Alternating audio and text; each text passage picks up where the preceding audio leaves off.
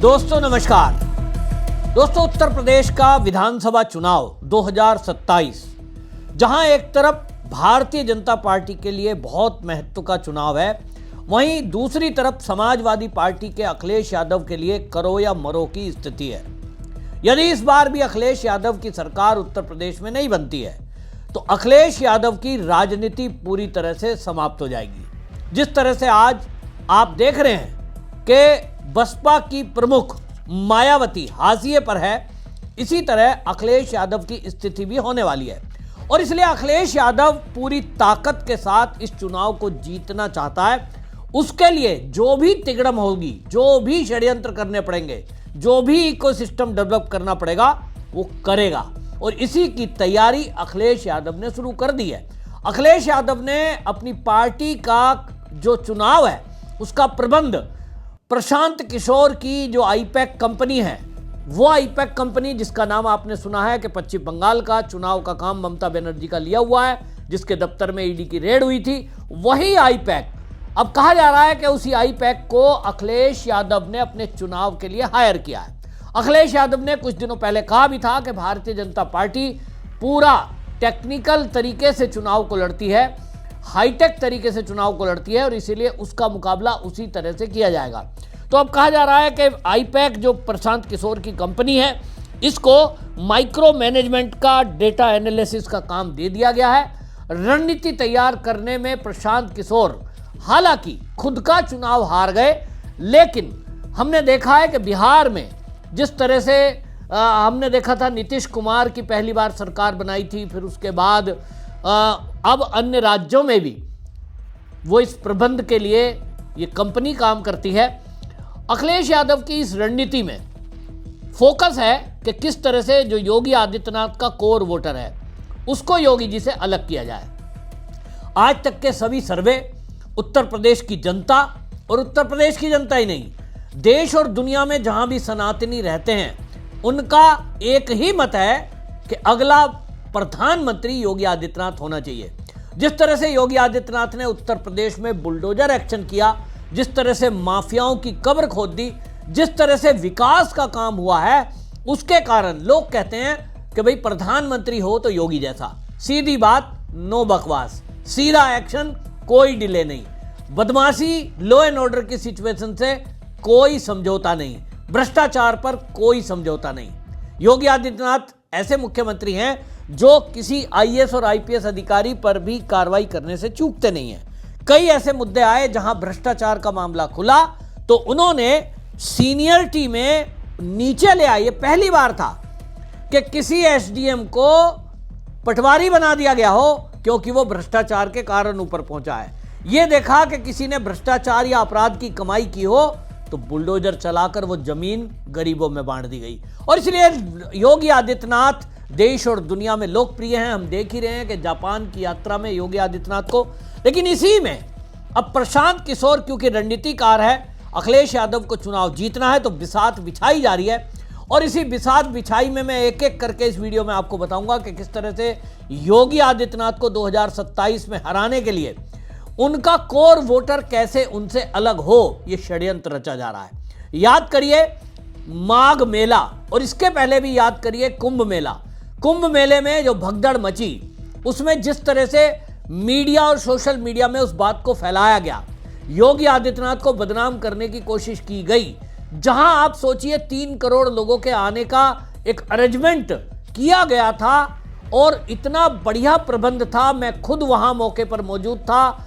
इतनी भीड़ को मैनेज करने के लिए जिस तरह से पूरे राज्य की पुलिस और प्रशासन ने दिन रात एक कर दिया, लेकिन एक जरा सी घटना में योगी को ऐसा प्रस्तुत किया गया जैसे कि कोई प्रबंध तो हुआ ही नहीं है।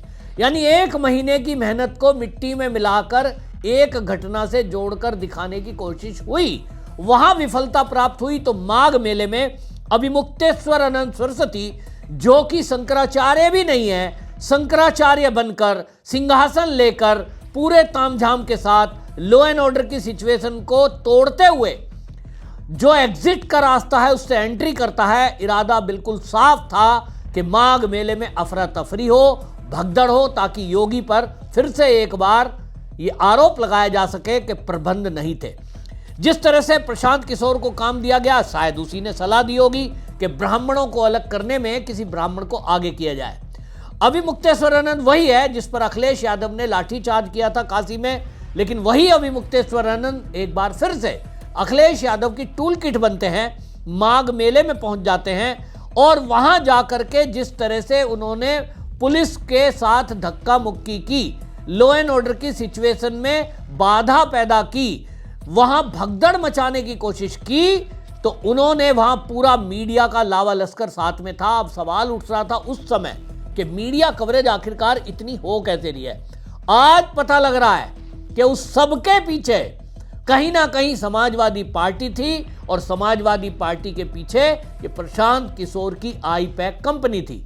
आई-पैक कंपनी ने ये पूरा मैनेजमेंट किया है। अब ये पक्का सूत्रों के हवाले से पता लग रहा है, उसी ने ये पूरा इवेंट मैनेजमेंट किया कि अभिमुक्तेश्वरानंद सरस्वती भीड़ के साथ वहां अफरा तफरी पैदा करेंगे, पुलिस मजबूर होगी और अगर पुलिस लाठीचार्ज करेगी तो उसको फिर शूट किया जाए और पूरे देश और दुनिया में योगी को बदनाम किया जाए कि देखो योगी तो ब्राह्मण विरोधी है। याद करिए जिस तरह से विकास दुबे नाम का एक माफिया मारा गया था जिसने पुलिस तक की हत्या कर रखी थी, उस समय भी इसी तरह का एक नैरेटिव सेट करने की कोशिश हुई।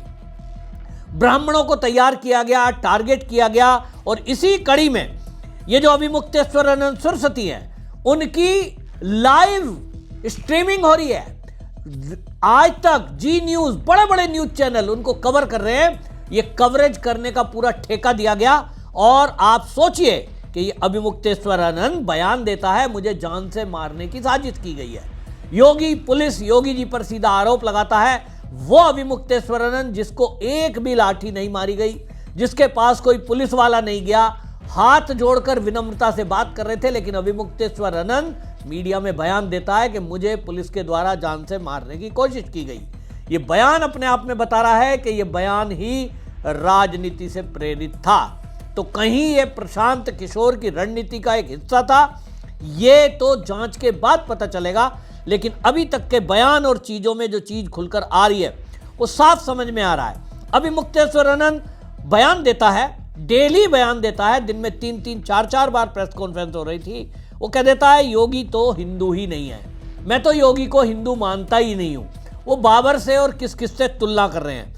अभिमुक्तेश्वरानंद की पूरी कोशिश थी कि पुलिस उनके साथ सख्ती करे, उन्हें जेल में डाल दे और फिर एक नैरेटिव सेट करने का जो काम वो जो प्रशांत किशोर की कंपनी के लोग तैयार बैठे हैं उनको एक मुद्दा मिल जाए।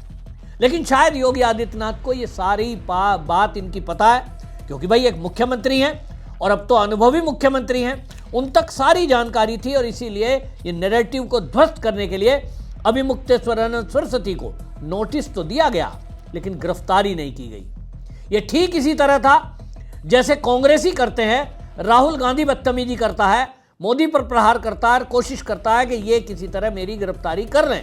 गिरफ्तारी नहीं हो रही है, गिरफ्तारी कराना चाहता है क्योंकि इनको नैरेटिव करना है। अभिमुक्तेश्वरानंद सरस्वती के साथ अखिलेश यादव खुलकर खड़ा हुआ, यहां आम आदमी पार्टी का संजय सिंह खड़ा हुआ, कांग्रेस के वहां अध्यक्ष प्रदेश के पहुंच गए अजय राय, यानी एक पूरी सोची समझी रणनीति थी इस विपक्षी पार्टियों की।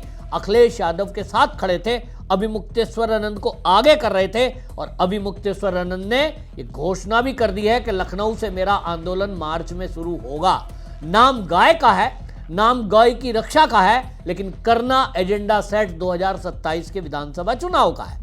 अब आगे बढ़िए, आगे बढ़ें तो आपको समझ में आएगा कि अलंकार अग्निहोत्री नाम का एक बरेली का सिटी मजिस्ट्रेट वो सामने आता है, 5 पेज का इस्तीफा लिखता है और मीडिया में आकर बाकायदा बयानबाजी करता है और कहता है कि ब्राह्मण बटुकों की छुट्टियां पकड़कर पुलिस ने खींचा, मैं इससे आहत हूं और नौकरी से इस्तीफा देता हूं। सवाल यह उठता है कि घटना के विरोध में आप बयानबाजी कर रहे हैं और बटुकों की बात उठा रहे हैं, अपनी ऐसी नौकरी छोड़ रहे हैं जो लोगों को मुश्किल से मिलती है, अच्छी खासी पेमेंट के साथ, पद भी अच्छा है, लेकिन उसको भी वो छोड़ रहा था। तब लग रहा था कि ब्राह्मण नाराज हैं, नैरेटिव सेट करना था। लेकिन इसकी पोल तब खुलती है जब यही अग्निहोत्री अपनी एक नई पार्टी बना लेता है। पार्टी बना ली गई, इसके आगे मामला बढ़ता है, अग्निहोत्री इस्तीफा देते हैं, पार्टी का नाम भी ऐसा रखते हैं जिसका शॉर्ट फॉर्म होता है राम। ये जो पीसीएस अधिकारी था, ये 23 फरवरी को वृंदावन से अपनी राजनीतिक पारी की शुरुआत करते हैं। और वृंदावन क्यों चुना गया ये भी समझ लीजिए। दिखाने की कोशिश है कहीं ना कहीं, क्योंकि भारतीय जनता पार्टी और योगी आदित्यनाथ का भी अगला टारगेट मथुरा है। कृष्ण जन्मभूमि की मुक्ति के लिए काम कोर्ट में चल रहा है और ये वहीं से शुरुआत करते हैं, अपनी पार्टी की घोषणा करते हैं। और ये जो है अब पूरा मामला करके पूरा ब्राह्मणों को अलग करने का एक मामला तैयार कर लिया गया, ताकि योगी आदित्यनाथ का जो कोर वोटर ब्राह्मण है उसको योगी से अलग किया जा सके। यूजीसी का मुद्दा आया, यूजीसी में अभी सुनवाई सुप्रीम कोर्ट में होनी है और मैं एडवांस में आपको बता रहा हूं, यह भी बहुत बड़ा षड्यंत्र केंद्र सरकार के खिलाफ था और योगी को हराने के लिए एक मुद्दा खड़ा करने की बात थी। यूजीसी के नाम पर इन्फ्लुएंसर को जोड़ा जा रहा है, बड़े बड़े अपने आप को सोशल मीडिया के कहे जाने वाले चेहरे, मैं नाम यहां किसी का नहीं लूंगा, लेकिन बड़े अपने राष्ट्रवादी बने हुए वामपंथी जो भेष बदल करके आरएसएस की बात, योगी मोदी की बात करने वाले अचानक से मोदी और योगी के विरोध में हो जाते हैं, आरएसएस के विरोध में हो जाते हैं। संघ के सरसंचालक डॉक्टर मोहन भागवत जी के बयान को ये कहकर प्रसारित करते हैं अपने हैंडल से कि देखो मोहन भागवत ने कह दिया था, मैं कार्यक्रम में मौजूद था, कि मैंने हिंदुओं का ठेका नहीं ले रखा।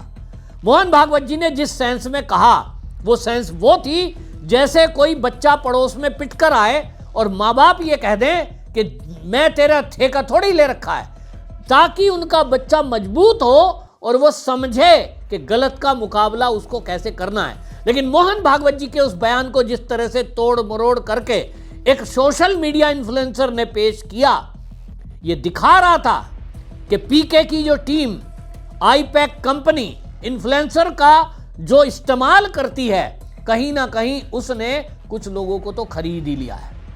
ऐसे कुछ लोग सामने आए हैं और बड़े बड़े टीवी चैनल वाले अब इसको कवर कर रहे हैं। और आपने देखा कि डीयू में एक हंगामा होता है, वहां भी एक पत्रकार पहुंचती है और वो पत्रकार भी ब्राह्मण होती है, रुचि। दूसरा दीपक शर्मा, ये कुछ पत्रकार पहुंचते हैं और वहां बवाल खड़ा करते हैं। चंद्रशेखर रावण की रैली चल रही है, उसके बीच में डीयू का प्रदर्शन चल रहा है, उसके बीच में, और कहीं ना कहीं नैरेटिव गढ़ने की कोशिश की जाती है, क्योंकि दिल्ली केंद्र के अधीन है, दिल्ली पुलिस, और कहा जा रहा है कि साहब मोदी सरकार तो फेल है ब्राह्मणों की रक्षा करने में। एक नैरेटिव गढ़ा जा रहा है ताकि उत्तर प्रदेश में ब्राह्मणों को बीजेपी से अलग किया जा सके, ठाकुरों को बीजेपी से अलग किया जा सके। अभी एक ठाकुर चेहरा भी अगले आने वाले दिनों में आगे आने वाला है, आपको मैं एडवांस में बता रहा हूं। लेकिन हम सबको यह सावधान रहने की आवश्यकता है। यूजीसी के मुद्दे पर मैं अलग से वीडियो बना चुका हूं, दा न्यूज पे आप देख सकते हैं।